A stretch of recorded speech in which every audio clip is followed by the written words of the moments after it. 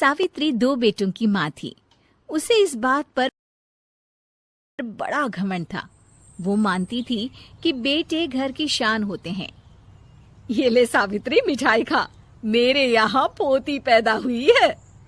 ये सुनते ही सावित्री मुंह बना के कहती है, अरे तू तो लुट गई, बर्बाद हो गई, तेरे यहाँ लड़की पैदा हो गई। अरे तू ऐसा क्यों कह रही है? मैं तो बहुत खुश हूँ। अरे जब तेरी पोती के पीछे तुझे खर्चे पर खर्चे करने पड़ेंगे ना, तब ये तेरी सारी खुशी गम में बदल जाएगी। पहले लड़की की पढ़ाई लिखाई का खर्चा, फिर उसकी शादी का खर्चा। अरे आजकल की शादियाँ कितनी महंगी हो गई है। गहने बनाओ, लाखों रुपए पानी की तरह बह जाते हैं। लड़कियाँ तो सिर्फ खर्चा करवाने के लिए ही पैदा होती हैं। इस तरह लड़कियों के प्रति अपने विचार व्यक्त करते हुए सावित्री ममता को लंबा चौड़ा भाषण देके चली जाती है। अब तो आप लोग इस कहानी में सावित्री देवी का पात्र अच्छी तरह समझ ही गए होंगे। कुछ समय बाद सावित्री की बड़ी बहू भी एक लड़की को जन्म देती है। फिर क्या था, सावित्री पूरा आसमान सर पर उठा लेती है। हे भगवान, ये तू मुझसे किस जन्म का बदला ले रहा है?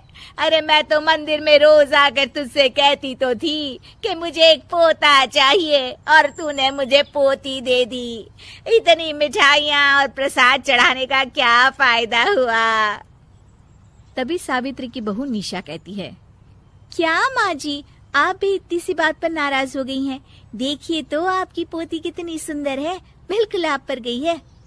अरे चुप कर, तुझे 9 महीने इतने महंगे महंगे काजू बादाम फल फ्रूट खिलाने का फायदा क्या हुआ? मेरे तो सारे पैसे बर्बाद हो गए। ये सुन सावित्री का बड़ा बेटा अजय कहता है, माँ, तुम सिर्फ नाम के लिए 2020 में रहती हो। असल में तुम्हारा दिमाग सैकड़ों साल पुरानी सोच रखता है। आज के जमाने में लड़का और लड़की में कौन फर्क करता है? मैं तो बहुत खुश हूँ कि भगवान ने मुझे लक्ष्मी के रूप में बेटी दी है। लेकिन सावित्री पर अजय की बातों का कोई असर नहीं होता। नालायक, अपनी पत्नी की जबान बोल रहा है। मेरा बड़ा बेटा तो हाथ से गया।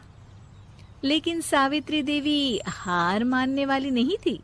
वो पोते की चाह में अपने छोटे बेटे विजय की शादी करवा देती है। कुछ समय बाद आखिरकार वो दिन आ ही जाता है जब सावित्री की छोटी बहू गर्भवती हो जाती है। सावित्री इतनी खुश हो जाती है कि वो बच्चे के जन्म से पहले ही सारे मोहल्ले में ढिंढोरा पीटने लगती है। ये क्या सावित्री, तू तो पोते के जन्म से पहले ही मिठाई बांट रही है। पहले पोता पैदा तो होने दे, और फिर क्या पता अगर पोते की जगह पोती पैदा हो गई तो। ये सुन सावित्री चिढ़ जाती है। अरे अपनी काली जबान मत चला, मेरी मिठाई खा के मेरा ही बुरा सोच रही है। बड़ी आई, ला मेरी मिठाई वापस कर। देख लेना, इस बार मेरे यहाँ पोता पैदा होगा, पोता। लेकिन ठीक इसका उल्टा होता है। सावित्री की छोटी बहू भी एक लड़की को जन्म देती है। सावित्री फिर से रोना धोना शुरू कर देती है और अपनी छोटी बहू को कोसते हुए भला बुरा कहने लगती है। देखते ही देखते ये सावित्री की रोज की आदत हो जाती है।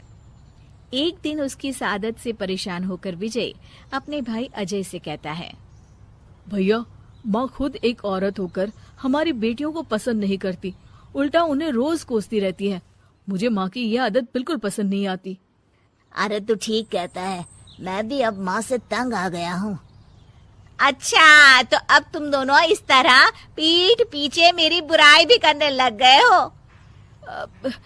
नहीं माँ, हम चाहते हैं कि घर में शांति बनी रहे।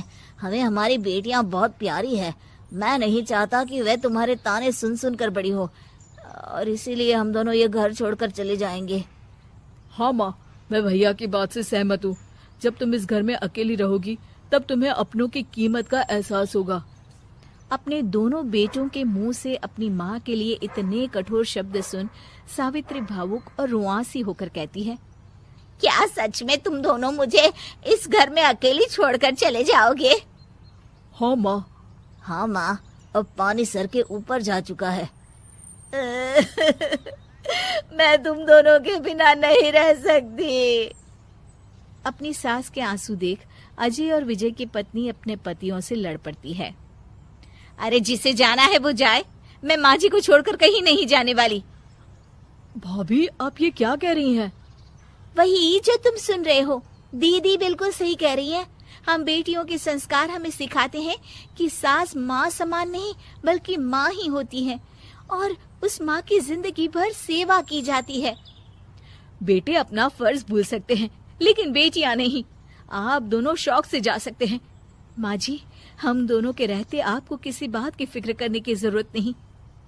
फिर क्या था, सावित्री के ऊपर छाए बेटों के घमंड के बादल उसकी बेटी स्वरूप बहुओं के तेज के आगे आंसू के रूप में परिवर्तित होकर सावित्री की आंखों से बहने लगते हैं और वो उन दोनों को गले लगा लेती है।